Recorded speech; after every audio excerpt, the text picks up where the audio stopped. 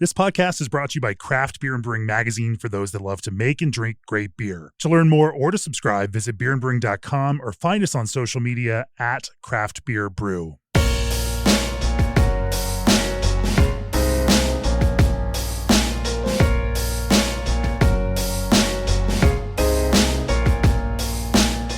It's episode 344 of the Craft Beer and Brewing Podcast. I'm Jamie Bogner. My guest on today's podcast is Josh Trujillo from Marble Brewing. What is your exact title, Josh? My official title is Master Brewer here. My unofficial title is Assistant Janitor. That pretty much sums it up. Exactly. So Marble has just pulled in a slew of medals, 12 GABF medals, 3 World Beer Cup medals, in these tiny little categories that nobody enters, like Pilsner, you know.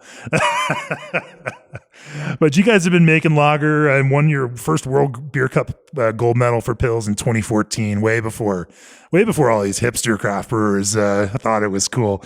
We're going to talk about West Coast Pils. We're going to talk about these kind of transitional beers, cold IPA. You've got some interesting commonalities between West Coast Pils, cold IPA that we'll get into. Then, of course, we'll talk about making hoppy beers here in New Mexico.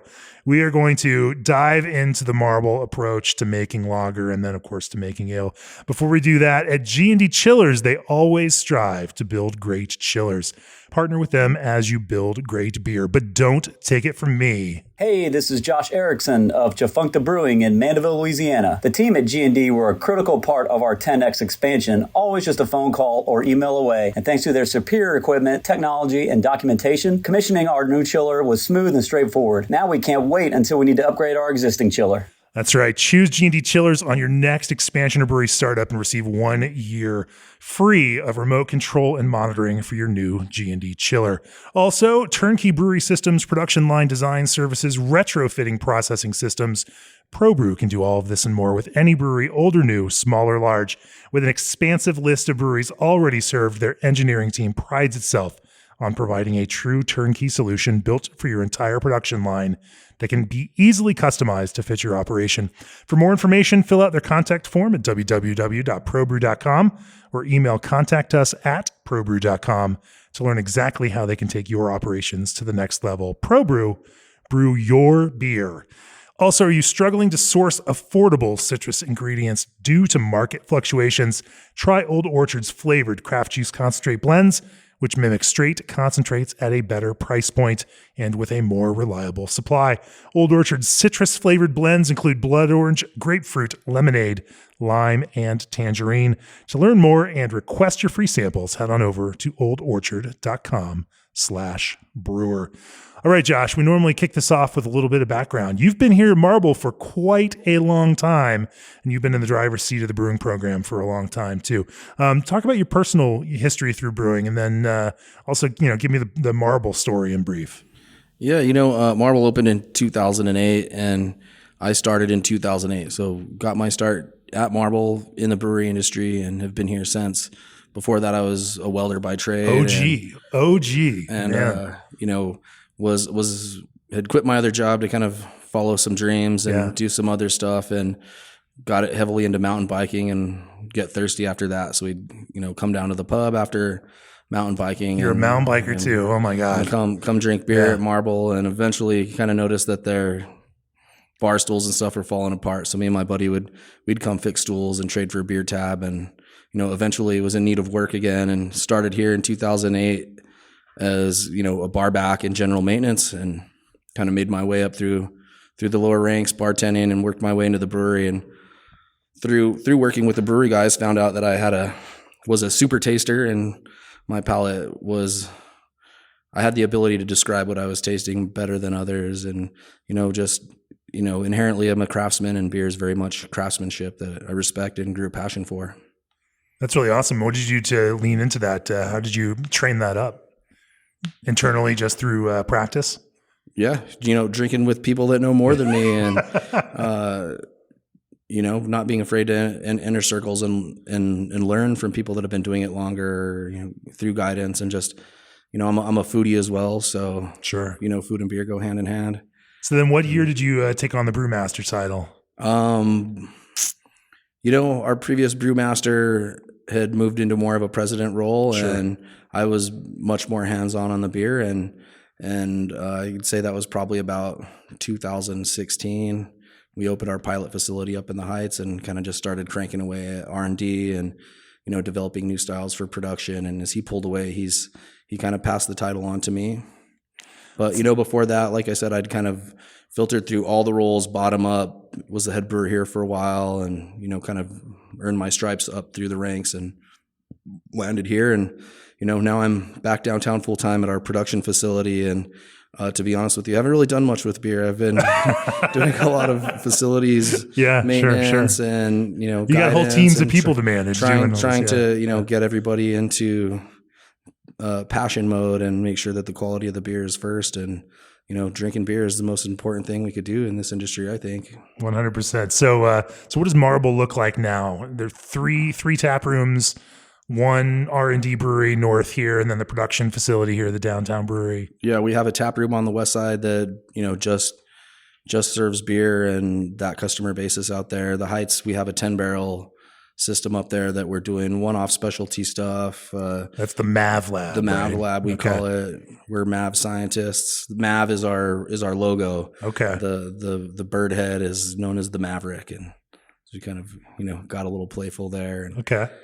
So we keep an eclectic list of beers for people to drink, and do a handful of experimental stuff, but also try to keep on some of the trends, and we'll run a small batch and then scale up for production depending on the traction that beer receives in our tap rooms and general interest.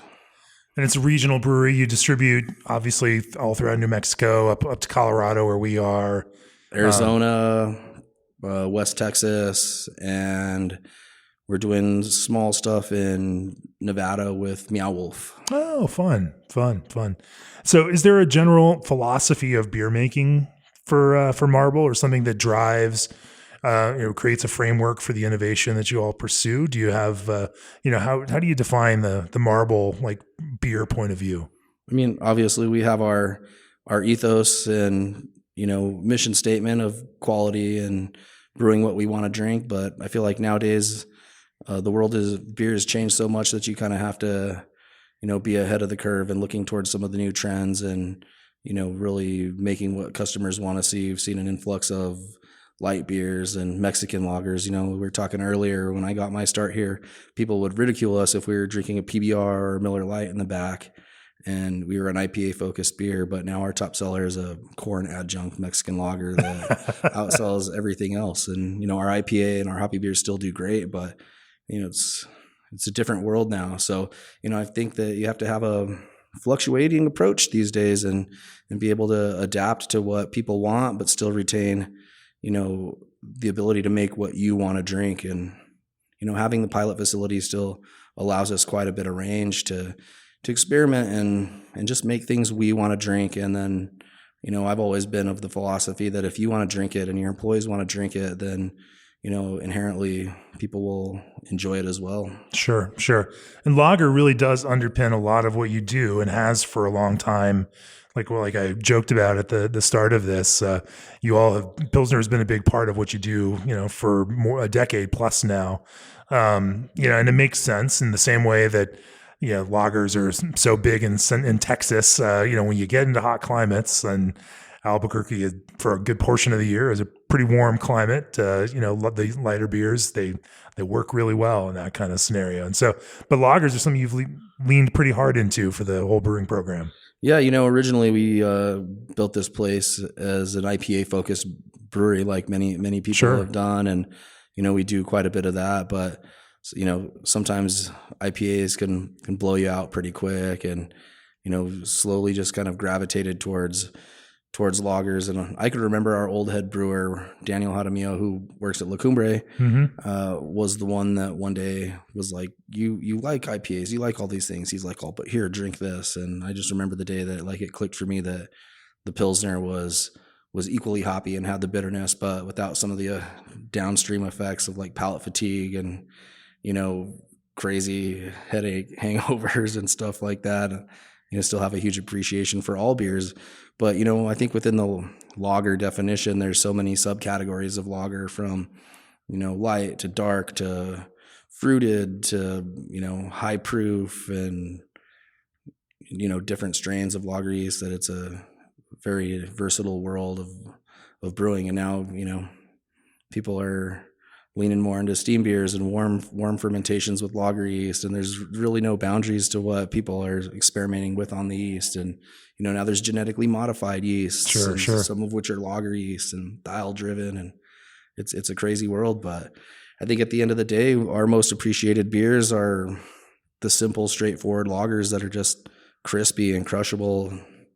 There's I think a balance of drinkability that across any style you have to achieve, that, if it has high drinkability and just really quaffable, then that's what people are going to want to drink. And it doesn't matter what the style or, what version of Saccharomyces it is. It's true. Some of these details don't make it any more of an enjoyable drinking experience to most people. There are some people to where they need to know all the details in order to properly enjoy it. But most people just want a great tasting beer. Yep. Yeah. And if it's smooth and drinkable, it could be a little hoppier or a little less hoppy, or kind of have all those things. So I think, patience within the lager yeast too. If you're trying to turn stuff out quickly, then it's not going to taste as enjoyable. You have to have that finesse and, low and slow. Brisket, for example, you cook a brisket in 4 hours, it's not going to be as good as the brisket you cook in 20. And you have to, take that mindset. And no, and I think, you're right. And I think the other key on all of this is making these beers where something doesn't stick out so much that somebody has to ask, well, why is that part of the beer there? Like, you haven't really succeeded with your lager brewing if somebody notices the things sticking out or notices those edges in it, and it becomes really successful when people don't notice that and they just enjoy drinking it. There's an art to that. But again, you all have, recently won a medal for Dortmunder. You've, won plenty of medals on the lager side for Pilsner, and you've again make Mexican lager. I'm drinking rice lager right here too. So those adjunct lagers are definitely spaces that you all play in. I want to talk about that, that kind of approach to lager brewing, and maybe we'll start with some of the lighter adjunct lagers before we get into pills and the hoppier stuff. Before we do that, streamline efficiency with Omega Yeast's Diacetyl Knockout series. The DKO series is comprised of 8 familiar yeast strains, engineered to knock out the formation of diacetyl before it starts. The strains now better. Available now for made-to-order pitchables at any volume. Contact Omega Yeast today at omegayeast.com. Also, ABS Commercial has been a full-service brewery outfitter for over 10 years, where they are proud to offer brewhouses tanks, keg washers, and preventative maintenance parts to brewers across the country, as well as equipment for distilling, cider making, wine making, and more. They know the ins and outs of the brewing and installation process and can design the perfect setup for you, whether you're just starting out or looking to expand. Contact them today at sales@abs-commercial.com to discuss your customized brewery needs. ABS Commercial, we are brewers. And are you planning a brewery, considering the purchase of an existing brewery? Or are you working in the industry and kicking around the idea of realizing your own brewery vision? If any of these apply, go to breweryworkshop.com right now. Check out our upcoming Brewery Accelerator, March 24th through 27th in Austin, Texas. Some of our favorite award-winning brewers are joining us to help share the knowledge you need, like Marcus Baskerville of Weathered Souls, Joe Moorfeld of Pint House, and Neil Fisher of Weldworks. This will be the only Brewery Accelerator event in 2024, so don't wait. Secure your spot now at breweryworkshop.com. Strangely enough, on that subject, before I came over here to do this podcast, I needed a place to sit down, so I went over to Flock of Moons because they opened up at noon, sat down in the tap room to do some work. And Jeff, the head brewer, co-founder of Flock of Moons, attended the 2021 Brewery Accelerator that we did in Denver, Colorado. And so it was fun to see him and reconnect and watch folks that have come through that program out and building breweries in the world. So anyway, I digress. Let's talk, Josh, let's talk about lager brewing. Yeah. So where does it start for you guys? As you were designing a lager recipe, man, maybe that's too broad of a question. What are, in the kind of pale lager side of things, the adjunct lager side, as you think about building, say, a Mexican lager or a Japanese rice lager, where do you start in that recipe, thinking about how you're going to build base malt and then, layer in an adjunct and then think about how those ingredients work, through a mash and then a fermentation process. What creatively, where do you start? Trying some outside examples, of course, and seeing what other people are doing, surveying, right? What their approach is, market research, and seeing what do we want to achieve, what within those guidelines, within our own expression too, right? So, anybody could just throw some shit at the wall and call it a rice lager, but we take a more simple approach and try not to build too many base malts and clutter the malt background, and rather just kind of have a straightforward, clean profile. One hop addition up front, first wort hop, so we get the bitterness that we need, but drives off as much volatile stuff, compounds out the top. And I think especially with corn, there's just kind of an inherent DMS level that you're going to achieve. So I think if you could clean up the malt profile a little bit, then let the corn bring in some of the sweetness rather than getting muddled in with. What does that mean? Clean up? Then are you looking for a lower flavor, Pilsner malt to fill from the base there, or? Well, I mean, we run a proximity in our silo. Okay. So that's kind of the base for the majority of our production beers is the proximity 2-row. Obviously our more, German-based lagers will bring in some, German-specific malt. We use a lot of Wireman, some Salzgitter. But just, I've had some versions of these adjunct lagers that are, a base malt or a Pilsner malt, and then there's a bunch of Vienna on there, and then there's a little bit of Munich, and then they might use some dextrin malt, and just feel like it just clutters the middle of the beer and makes the corn pop out with this like sweet kind of corn chip thing that to me drives DMS to the front of the flavor profile. So just, 1 or 2 ingredients, gonna let it firm out. We do use a small percentage of dextrose to get the dryness that we want. Kind of crisp up the beer a little bit. Do you use flaked corn, or are you cereal mashing into this? No, we're just using flaked corn in the mash. And cool. Unfortunately, we don't have the ability to do a cereal cooker and move it all over someday, perhaps. But as you saw, we're shoehorned pretty tightly into this spot with the brew house and everything that we got. So it's tough to really say we're gonna add a cereal cooker, right? Just to boil rice and so corn you and really like just that, so. It's 2-row pale malt and not a Pilsner malt in an adjunct rice lager or a Mexican lager. Yep, cool. 2-row, the tiniest little bit of Vienna malt to kind of give a small middle to it. Is that proximity 2-row a pretty low flavor or pretty simplistic? These are all negative connotations. I hate to have that. You mentioned the word clean. It's a pretty. It's neutral in terms of the flavor profile, but it has a nice bready malt character to it. And, it could go miles deep on the difference between everybody's most simple 2-row barley, and they all have their small differences to it. Right now we're running proximity, and it kind of has like a small underlying nutty character to it, but it's not over expressive where you're, it will overtake some of the other stuff in there, and it allows for the yeast. It's no golden promise. It's not gonna just But I mean, something like a Mexican lager, as much as we make of it, we want to keep our margins good too, right? Sure.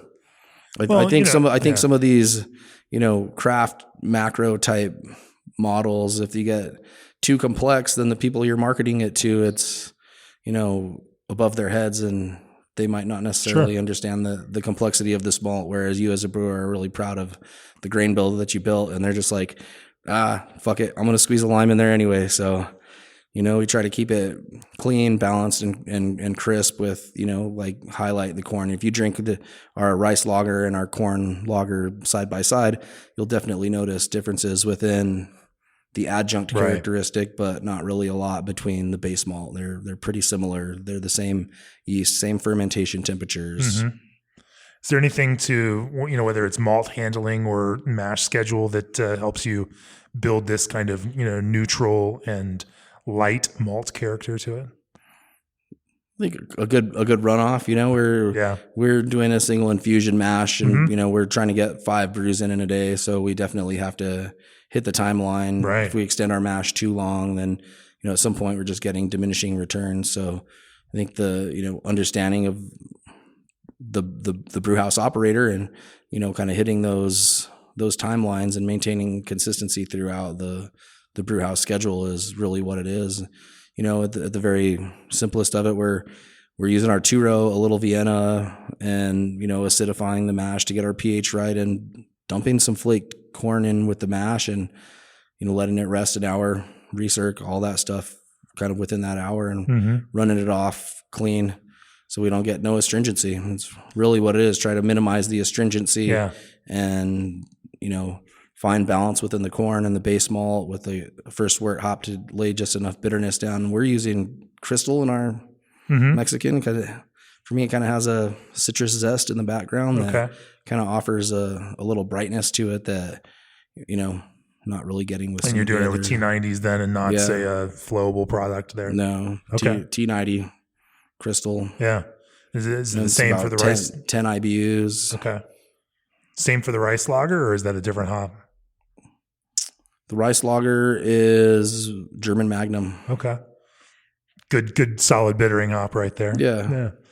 Predictable, neutral, and high alpha, so you get good yield out of the kettle. And with these boiling it long enough is really where we've come down to being a big determining factor in there. And what do you mean? Your length of boil, and making sure you have a good vigorous boil, and managing the DMS trap, make sure there's nothing clogged in there and just flowing back in. And like I had mentioned, I find with the corn, like the DMS kind of pushes up a little bit more than like with the rice or some of our other German style lagers. Do these get a longer boil then, or is it just a normal 60-minute boil? We're doing 90 minutes. 90 minutes. Okay.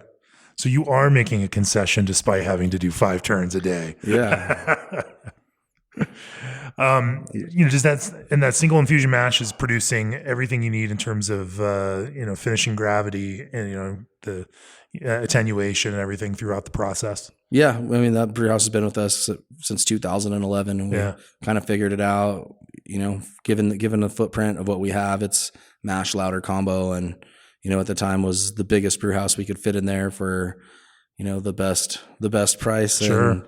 And we've kind of just, learned how to use it properly. And, it would be awesome to get some more mashing equipment and really exemplify that process. But sometimes you work with the tools that you have, and it's really about understanding how your system works. I could send all my recipes to 100 other breweries, and they're all going to taste a little bit different. So amen to that, Josh. Understanding your process, your equipment, what you want to achieve in your beer flavor profile, and tasting them regular. At the end of the day, are you drinking your beer at the bar top and enjoying it? And if not, then you need to go back to the drawing board and figure out. It is such an interesting thing. And I've had, of course, obviously the same conversation here on the podcast, with Amos and Swifty and Kim from ABGB. You can make lagers and you can make very, very good lager beers in lots of different ways. And some may be a little easier than others. Some may be a little bit harder if you don't have equipment that's specifically made for that. But at the same time, once you learn it and once you know how they work and how that fermentation works, how all the other pieces work, then it's on to the brewer, and it's not, you can't just blame the equipment for that. So you are hitting a note that I think plenty of brewers agree with in that sense. Absolutely. And then, if you achieve the point, I think, of where, you're comfortable and are doing the best you can on the equipment that you have, and you're only achieving certain results, then, maybe it is time to upgrade equipment if you have the finance, if you have the space, if you have all these things, because, great equipment in, novice hands won't produce much, but vice versa as well. I've seen some amazing stuff turned out on some shitty equipment. But I'm going to bring that one back to my mountain bike metaphor, since you brought it up first, not me. But whenever somebody asks, "So when should I get a new bike?" And my answer was always, you buy the new bike when you can articulate what it is that you need to accomplish with that new, more expensive piece of equipment. If you're not able to articulate what you want out of it and what you're hoping to achieve, then maybe you're not ready yet to go, make that, buy that $7,000 carbon fiber bike. If you don't know what you're trying to accomplish, but once you do know, then you can be very, then you know how to define what that next upgrade is going to be and why you're going to make it. And of course, if you're trying to defend it to a brewery owner, you can make a good case for the ROI on it and what it's going to allow you to achieve. Educated decisions rather than just, getting toys for the sake of having new stuff. No, for sure. Makes a lot of sense. So then, on this adjunct side, and again, we'll talk about Pilsner here in a minute, but on the adjunct lager side, are all your lagers, do they go through a similar fermentation regimen then? Yeah. Pretty much all of our lagers, unless obviously it's a cold IPA, are about. But that's an IPA, not a lager. 48 degrees, yeah. Up to 55 with about 2 degree Plato left in fermentation, and ride the diacetyl rest out 55. Sometimes if it's colder in the winters and our facility's a little colder, we might bring them up to a little bit closer to 60, just because we know they're gonna, have a harder time in a cold facility. In the summer months, we have no problem them coming up to 55 degrees, but that's it. 48, 55. No stepping up through over a couple days. We kind of wait till we get to a certain gravity, and then know that about 2 to 3 degrees Plato is going to give us the, that increase that we need. Yeah. What you used to use? We're running the equivalent of the Bavarian. Most of our stuff's coming from BSI, and those guys have been great to us. They're just one state away from They're the closest to us, so that's very helpful. And, getting new pitchables in or customer support, things like that. We have bounced around a handful of yeast suppliers over our, it'll be now 16 years. And, I think that everybody has their own kind of cool yeast and stuff like that, but BSI's worked best for us. And hey. With that yeast, are there any peculiarities of how it works for you, or things that you found, ways that you need to treat it in order for it to give you what you're looking for within your cellar? Doesn't like to be rushed. Okay. Want to, pitch proper amount. Yeah. What's proper? We're between 1.5 to 2 mil per milliliter per degree Plato, and depending on the strength of the beer, basic range. Depending on the beer, though, we might pitch a little bit more, or pitch a little bit less if we're trying to get the ester profile up a little bit. And are all of your lagers single brews, or do you do multiple turns into tanks for these lagers? Multiple turns. Okay. Yeah, we're doing five turns. Into 150, we have a 30 barrel brew house, so 5 turns to hit that 150 mark, and in cerveza. And you're doing that in one day, then all 5 turns in one day. Yep. Okay. And so you're not drauflausening it with 2 days. Okay. We might have to do that depending on the on what we actually get out of the crop, and okay. Fortunately our team is pretty solid and understands what those changes will be on the fly. And, you never want to mash in before you actually get your yeast. So, we'll sure. we'll get our yeast and say, oh, there's enough for this. We might only be making a 90 and running that out. Or, we've had success brewing 90 barrels and then, putting another batch in the next day and bringing it up to 120. Sure, and really just, for us, it's just seeing what it's doing and, talk to the beer, see what it wants.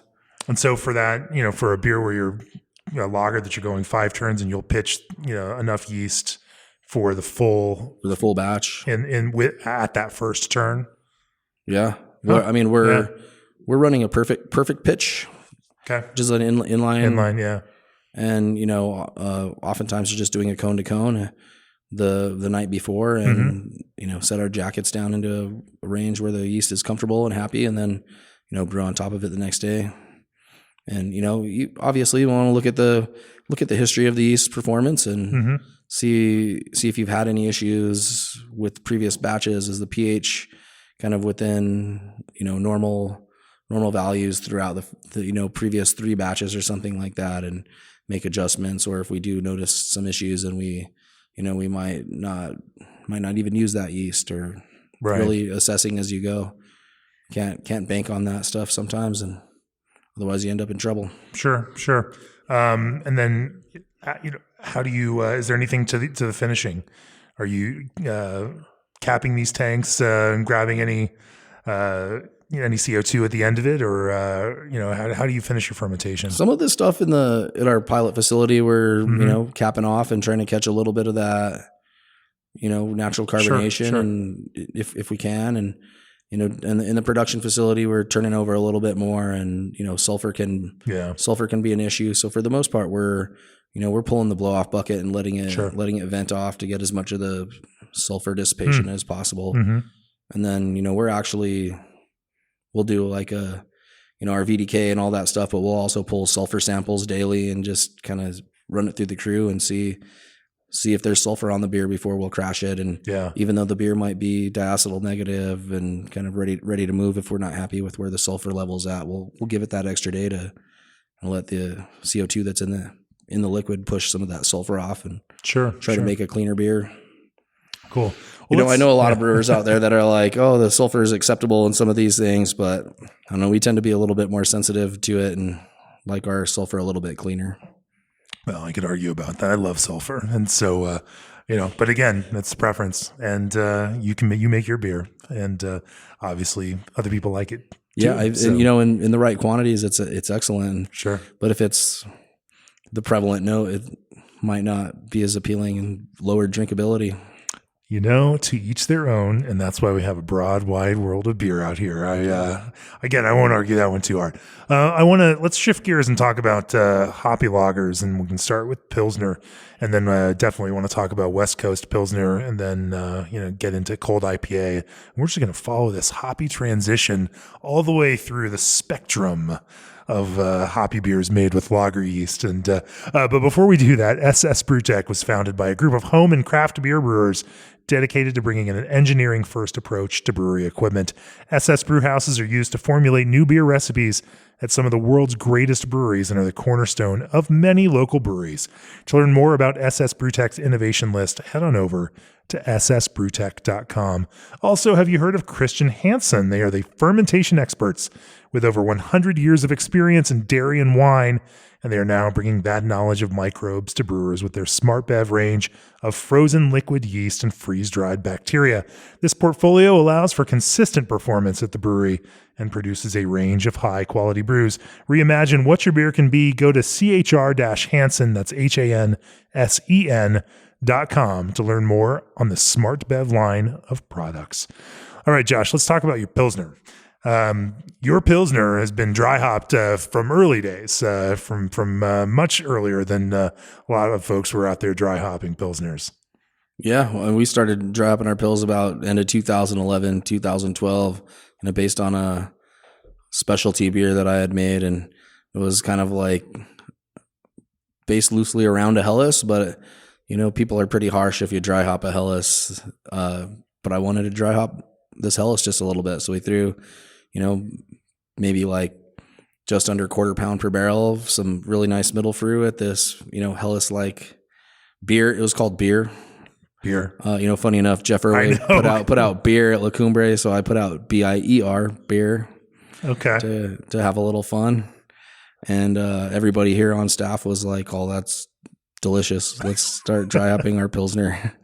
And kind of went from there. And what was it about it? And I mean, obviously sounds like having a Helles base for this experiment makes sense, with enough malt to kind of stand up to some of that, additional hop character. How do you find that balance? And then, how do you, make those hop selections in order to work in this kind of small, high pointing rather than hops becoming the focal, the intense focus of the beer itself?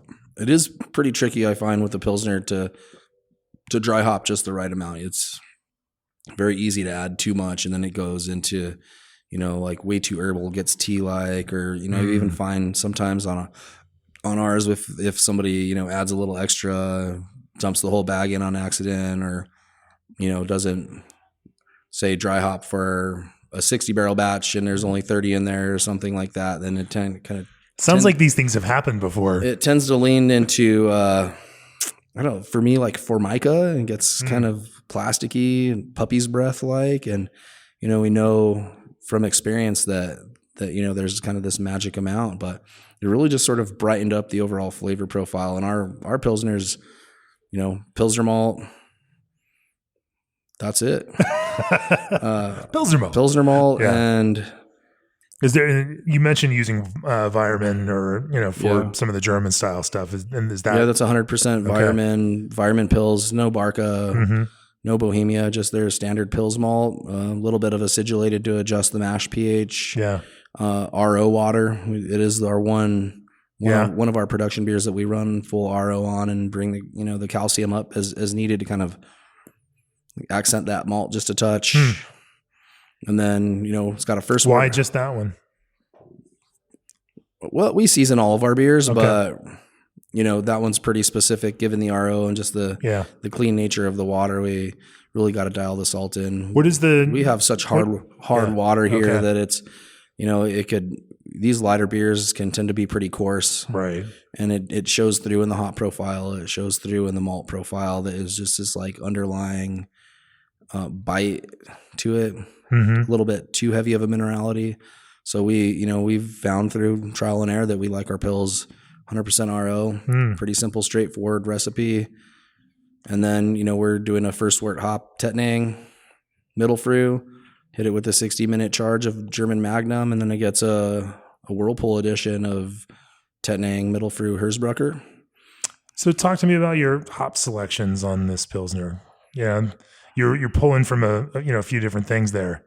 Yeah, I mean, the middle fruit for us, it's nice and floral and herbal. Contains a little bit of spiciness to it that I think is just a well-rounded, pleasant hop in general. And then the Tettnang tends to be a little bit more assertive on the spice and can lean heavier into the herbal sometimes. So there's a smaller amount of Tettnang in there, and then the Hersbrucker is one of the fruitier noble varieties that I've worked with, and kind of just hits this nice note of, lemongrass, something like that. Huh.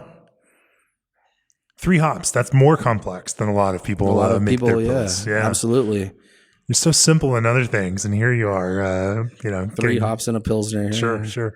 How do you, do you do anything to, make sure that those hops are, coming in consistently, year after year? Do you make adjustments on a yearly basis? Because certainly with some of these, the environmental conditions that they're growing in are shifting a little bit. And, I know everyone's having to pay attention to everything from alpha to flavor and aroma in some of these. We're not making enough Pils to select certain lots, unfortunately. Yeah. And with these, crazy IPA brewers throwing a bunch of middle fruit and trying to, get all this biotransformation out of it, it's become kind of hard to get a hold of middle fruit. And, we try to secure lots that we like in advance and plan our Pilsner for the year and say, this is how much hops we're going to need. We do keep some other noble varieties around for other things and, substitute as needed. But, as long running as the Pilsner for us is, that it's a very specific flavor profile. And if you adjust it ever so slightly, the customers even will kind of squirm a little bit, and they want their lifestyle beer to taste the same. So then you don't whirlpool hop, but you do dry hop. We do whirlpool. Oh, you do whirlpool. Yes. Okay. So you do both of those things. We do both of those things. And the whirlpool it's modest, but, by some people's standards might be heavy, but, it's... What's modest? I think hot side, our Pilsner is around a pound per barrel. Oh, wow. Yeah. That's a fair amount of whirlpool hops. A fair amount, that's the whole hop schedule combined. Oh, okay. And, I'd say probably a third of that is at whirlpool to really, bring the hops up front and be the shining star and, target about 38 IBUs, range around, 36 to 40, somewhere in there. Okay. You're getting there. It's pretty good. But it's, we don't want it to drink like an IPA, but we don't want it to be, malty Helles either. It's those pale lager ranges there's very, very tight lines, I think, between some of those styles and what people, might call our pills something else, and I might call their Helles something else. But it's all personal preference, I think, to some degree. When your Pilsner is 24 IBUs and your Helles is 16 IBUs, then like, okay, right. Maybe that's not quite as much difference as, and there are some people that can parse that out, but I am definitely in the hoppy Pilsner, camp, and I know Joe Stang is. And, of course, even influential brewers like Eric Toft at Shinram are definitely in the hoppy Helles and hoppy Pilsner, camp. I've had many conversations with Eric Toft at, craft beer conferences and kind of the whole range. And, one of the finer Pilsners out there, I think. And he's got a very, very specific method and flavor profile and drinkability to that beer that I wish you could get it stateside more often. And absolutely, you can in Southern California. The distributor importer who pulls it in out there, Mark, gets it out there, and I am excited. I found a place at the Venetian that actually carries Shinram bottles, and I'm not going to blow up the spot and tell everybody because then they'll sell out of it immediately. But anyway, there will in Vegas at CBC there are places to get Shinram. Anyway. Send it, Jamie. I did my research. That's my important research. Where do I find Shinram in Las Vegas? No, Eric's a genius, and if you want to listen to that, I talked to him for an hour and 45 minutes on the podcast a couple years ago, and he blew me away with the kind of level of detail that he is pursuing on that stuff. All I'm trying to say is that it's interesting to see this hoppier approach to lager brewing, which is so it's been like this since, like I said, 2011, 2012, and we've made very minor adjustments to this beer. Really the only adjustments are incoming hops and what the crop looks like. Other than that, it's maintained consistency throughout that timeline. And is this also a 90-minute boil? Yes, sir. All right. Cook those hops. As of late, in some of the competitions, they've mentioned it's a little too hoppy, but we love it. So it's too hoppy. I mean, it's all just fashion, right? At some point here, the fashion will swing back to maybe a little bit more hoppy, a little bit more bitter, and then you'll be there already. What's dry hopping then look like? Obviously, you're trying to, quarter pound per barrel is what you mentioned, right? Yeah. Super subtle. About there, super subtle, just enough to kind of, bring that not grassy, but sort of fresh perfume to it. And, it's kind of what the target is, to not quite Dillard's, but like have a nice perfumey floral aspect. You get a lot of, kind of like honeysuckle out of the malt. So with a little bit of the middle fruit to kind of bring in that flowery aspect, it drinks just, like it has an excellent bouquet to it, but with like a little bit of black pepper and a touch of like, citrus from the Herzbrucker in the background. It has an assertive bitterness to it that, in my opinion, kind of rides the whole beer. It's not just, not just at the finish, but, the finish is still very balanced, and you can taste the nice Pilsner malt and a lot of the hop components all the way to the end. And is there anything to the way that you all dry hop, and in order to, make sure that you're getting, that kind of well integrated, hop character in the beer itself? On the Pilsner, we're just dumping it in the dry hop cone and all right. calling it good. Yeah. Try to be pretty delicate with that one. And are you doing this one cold, or do you raise the temperature for the dry hop, or no? 55 degrees. So still pretty chilly, relatively chilly compared to our IPAs and such. How does that change the? But that's where that's really where the rate goes a long way, because you get too much hops in there, and then it just turns tea-like and gets that sort of chlorophyll character to it that really detracts from, I think, the finer sides of the hops that we're using. Sometimes those colder temperatures can just can pull out more of the bitterness aspect at the expense of some of those softer floral and characters. How do you manage for that kind of thing? You just don't. We just like the way we get it. We like the way that we get it, and we could definitely tell when there's more hops in it or somebody has made a mistake. And unfortunately, once those hops are in there, you can't take them out. So, we are a fan of blending also. So, we do have the ability to sort of blend beers and kind of nail that flavor profile within a certain range if we don't like the character that we're getting on a certain dry hop or whirlpool hops. Right. We do like the varieties we selected were definitely driven by flavor profile, but also lower alpha acid, so you're going to get that like low alpha bitterness rather than some of that like high alpha bite. And right. The Magnum does have a higher alpha, but somehow has a little bit more finesse to its oil content, I think, and doesn't come across really heavy with a bite. Yeah, no, that's it's been interesting to watch how brewers over the last number of years have massaged the quality of that bitterness, and that it's not just the level of bitterness, it's it is how it approaches the palate, and is that a sharp and spiky bitterness, or does it roll in and then build into this bitter crescendo, and that kind of softer edged bitterness becomes, and Magnum is actually pretty good at producing that kind of softer, especially initial bitterness as it hits the palate. Yeah, it's definitely one of the smoother high alpha varieties out there, I think. Sure. Well, you want to switch some gears again and start talking about West Coast Pilsner? Let's go. Because now you can move from this. Your regular Pilsner is already dry hopped, and now you lean into dry hopping with contemporary American hops, and go in there while at the same time keeping the space between West Coast Pilsner and your cold IPA, which you're pretty clear about, not just in terms of ABV, but also in terms of the way that they drink. So, as you were thinking about how to, move into this West Coast IPA thing, and where, how did you start ideating, on what West Coast IPA would be for you all? That is West Coast Pils. West Coast IPA, Pils, yeah. West Coast Pils. That particular Pils is from the brain of our head brewer up at Heights, Greg Dupy, and was inspired by the Dieguito from Pizza Port.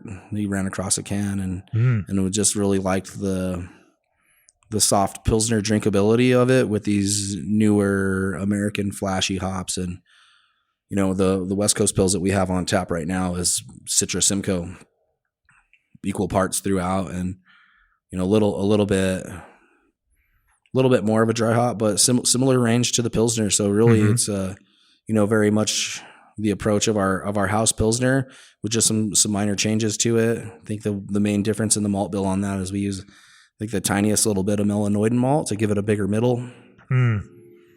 But it's still the proximity pale, or no? In the Heights, we're running all bag malt, so that is Weirman Pils, and Citra Simcoe, first wort hop, and just a whirlpool on that one. There's not any middle additions. It's interesting, and it's still without any middle additions.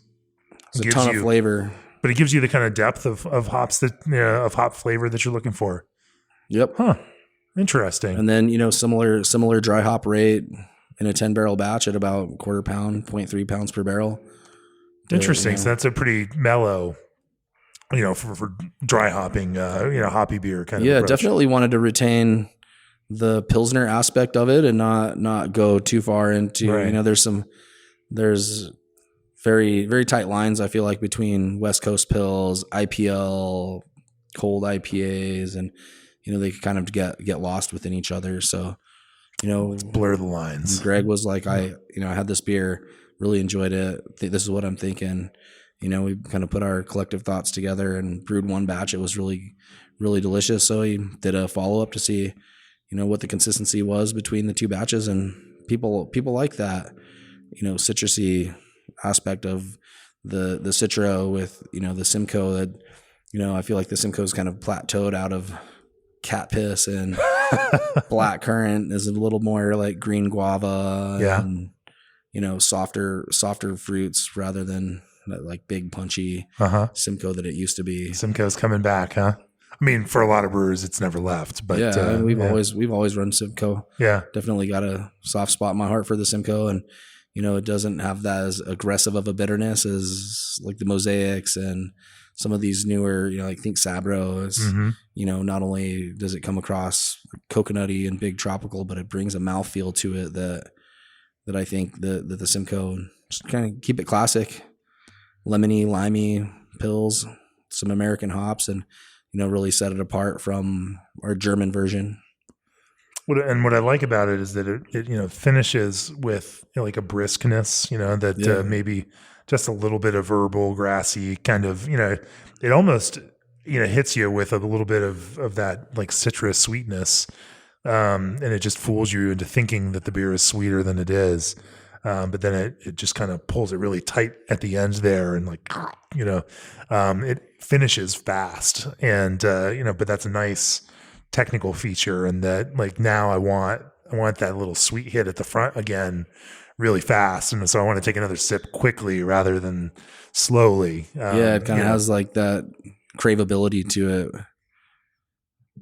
Yeah, that's so. And then you're same kind of like 1 pound, all on the hot side between First Wart and Whirlpool. That one might be a little bit bigger in the overall weight, just being as people I think here West Coast and they're gonna want that hoppiness that goes along with it. So 50-50 mix of Simcoe and Citra, or do you lean towards one? No, equal parts. Anything different about the fermentation approach on this? No, we're pretty standard on our fermentation lagers, lager fermentations. We're happy with the results that we've got and the consistency within the styles and low ester production, clean alcohol. Yeah, how do people respond to this? Amongst your crowd of drinkers, they love the West Coast pills. Yeah. It does all right. It's still it's still a pale lager. It has a little bit higher strength than a regular pills, but I think it's got, some familiarities within. And this one's mid fives. Yeah. Yeah. Like 5.7, 5.6, 5.7. Yeah. Okay. So whether maybe it's a cold pale ale or maybe it's a West Coast Pilsner, maybe one of those could be both of those things. Although if it's a colder fermentation, then we can call it West Coast Pils. Yeah, that one's definitely in our lager range, typical lager range, 48 up to 55. Yeah. What and we'll talk about that in the scope of cold IPA here in a second as to what the difference is in that, between those, because the interesting part about it is that it's the same exact hop blend in your cold IPA. The cold IPA is, like 6.5 instead of, 5 points. Like it's not that far off. It's a little bit bigger. But then in fact, let's just full on go talk about your cold IPA too here. Yeah. Out of the cold IPA, this is, we've made a handful of cold IPAs, if you would, and try to experiment, but this most recent one, same thing. Doopy was up at the Heights and he's like, I want to make a cold IPA. Last one did pretty good. And I simply mentioned, well, we got West Coast Pils coming out. It'd be kind of cool to see how that hop profile would do in this different range. And realistically, it's about the same grain bill with the exception that there's a percentage of flaked rice added to it, a touch of dextrose. Why? To kind of make it a little bit drier. Yeah. Trying to stick close to the original cold IPA on that one, and it's true. The Wayfinder pointers, and see what that rice makes it crispy and offers a little bit something different to from your perspective. Does it? Yeah, to a malt profile that otherwise wouldn't necessarily see rice in typically, right? Right. You've had full on malt beers versus adjuncted malt beers like this with similar kind of hop approach. Like for you, how do you describe, like, what do you think? Do you think, does it work for you, and why do you think it works for you? I mean, to be honest with you, if you didn't tell me there's rice in that beer, I wouldn't know the difference. Hey, that's good. We're getting to the truth here. I see the recipe. I know it's there, but overall it's a clean yeast fermentation, and that's really what it is. Yeah. The dry hop is a little bit more on the out of the cold IPA versus the West Coast Pils, but just wanted to bring the bitterness up a touch more and the overall perceived bitterness from the dry hop to sort of match the alcohol level as well. So it's kind of been cool to drink both of those beers on tap at the same time and see a similar hop profile within similar grain bills and with the same exact lager. I think he cropped the West Coast Pils and brewed the cold IPA with it and just fermented it warmer. I think that one's 65 straight up, no temperature increase. I personally lean towards the West Coast Pils edition, and I think it's because it actually finishes a little bit more bitter. And that's just me, because that's what I enjoy out of this. Strangely enough, both are good beers. Both have, definitely a commonality between them.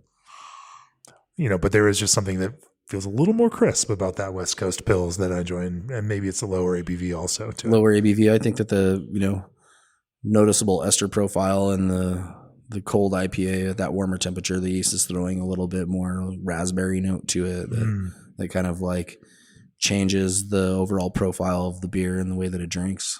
I could see a little bit of that. Yeah. Interesting. And so any other differences, with the cold IPA versus, so it's the same lager yeast, same Bavarian lager yeast. Yep. Same kind of temperature and, slight variations of the malt bill and hop rates is about it. Other than that, it's pretty similar. Well, all right then. I mean, that warmer temperature, other than it's not an ale. Oh, sorry. And how much warmer was it? Your normal was about 55? About, 10 to 12 degrees difference. Okay. And so this one's, 65 to 67? 62 to 65. Okay. Versus, 48 raised up to 55. And there definitely is more of a round character that I think comes from a little bit more, although it doesn't feel as huge on the ester side, but that berry component is an interesting one that you mentioned. Yeah, it's hard to pick up, especially at the rate with those two hops, very expressive. Mm-hmm. Kind of have to look for it. I think it changes the middle more than anything else, where those kind of the ester profile sort of rides that initial bitterness into the sweetness and then kind of goes to, a more balanced finish. Whereas the West Coast Pils is, a little bit more malt driven up front. That there's some hops in there, but then as you said, like the finish is really fast and kind of leaves you craving another drink. And like that little touch of sweetness comes in flashes for a second, but where with the, the cold IPA, it's a little longer of a middle, I think, that leads into the finish rather than just coming to the finish. And the cold IPA would have a warmer dry hop temperature then too, right? Yes. Yeah. And maybe that's some of that effect also. Yeah, bringing out some of the hop components that you're not seeing at 55 degrees. Yeah. Interesting. Yeah. I like to call it a warm IPL. just to put the knives and no knives, just to tweak some folks a little bit. Playful banter. Yeah. Let's not get into the IPL argument. That is one of the most boring conversations that, I know, in this world of brewing, it's big enough to incorporate all of these things and make space for all of this, while we also understand that the lines between stuff are always blurred. Nothing, there are no binaries here. This is all one big spectrum of things that all overlap and collide with and intersect with. And that's what makes it beautiful, that they're all of these things. Yeah, man, there's a lot of personal perspective out there. And, within, the innovative side of things, we can cater to everybody's personal, opinions and flavor profiles and kind of hit a lot of different notes. And why not? There's a class for truly traditional stuff. And then there's people putting whole pies and fermenters and, cereal and mash tuns and things like that. So, within the swing of, both ends of that pendulum, there's a lot of middle ground to sure. kind of play around in and why not? Yeah. Otherwise it's just the same old shit. Absolutely. So Josh, what's next for Marble? What are you excited about now? What is on your innovation radar? What are you guys experimenting with or looking towards, and are getting really excited about right now in your brewing? Man, we're always trying to run a, continuous improvement process and, refining the styles that we already do and keep our core styles dialed in. But I think there's a lot of new hop varieties and hop products that are coming out that are really playful and are catering more to newer palates and the new wave hops. And I look forward to taking this IPA series that we launched last year and bringing in some of these newer hop varieties to play with some of the old school hops and offer another. Play with some of the old school hops. Yeah. Okay. Well, tell me about that. Say you take something classic like Cascade and Centennial, which everybody kind of is very familiar with the overall profiles of those. And say you mix in 1% of that of Sabro or Nelson and, kind of make like these kind of like harder edge hops that have a lot of impact and sort of boost up some of the more traditional profiles up just a little bit, make them, not more interesting perhaps, but a little more playful, and see how these very familiar flavors go with something new and kind of be on the cutting edge of flavor profile without getting too drastic, like putting pies in your fermenter or something like that, working within a certain means and certain grounds, but still offer interesting new combinations. A little bit of innovation through tradition. I love it. Yeah. I love it.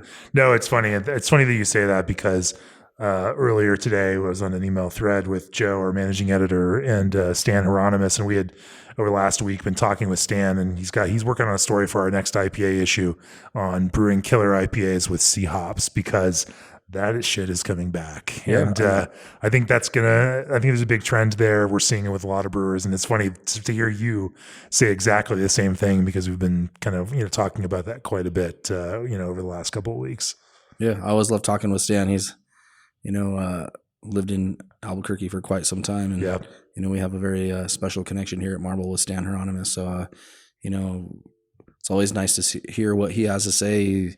He travels around quite a bit and, has quite a bit of reverence for his opinion, and people are pretty open to tell him their ways, and he communicates that to the rest of us, and kind of within his articles pushes us all to do something different, or, trust other people's opinions. And otherwise you kind of get set in your ways. And, the classic C hops are very nice.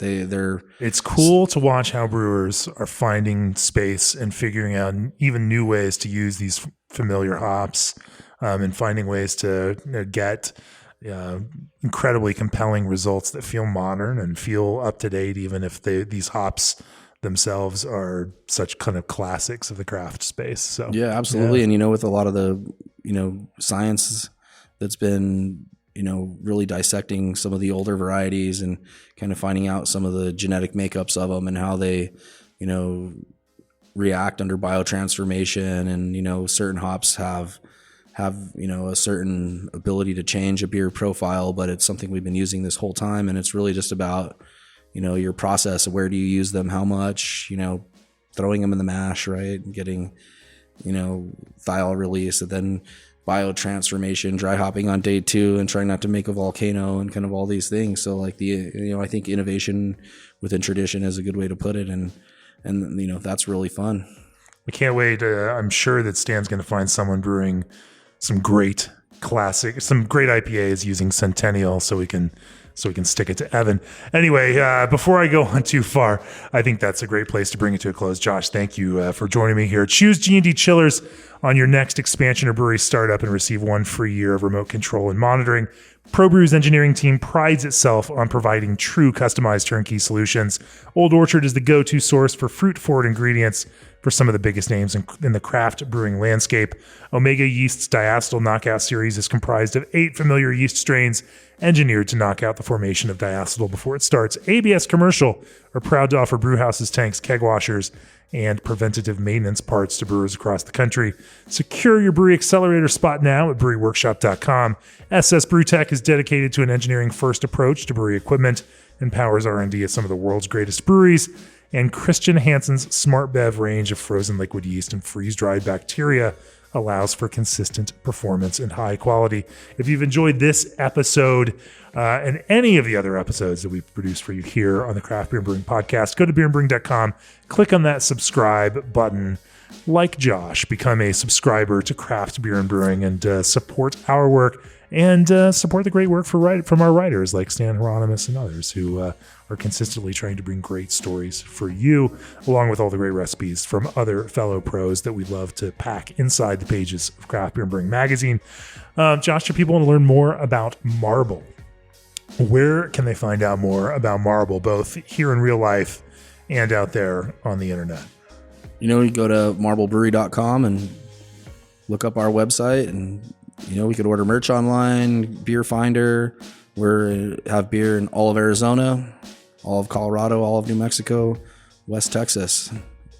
And come one of the 3 tap rooms here in Albuquerque and taste it at the source. That's where it's best. Well, cheers, Josh. Thanks for joining me for this episode. It's been great to talk to you about. Thanks for coming to our brewery and getting the word out there and support your local beer. I appreciate it. Cheers. Cheers.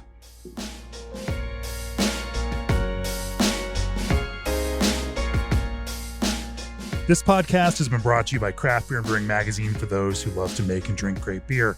To learn more or to subscribe, visit beerandbrewing.com or find us on social media at Craft Beer Brew.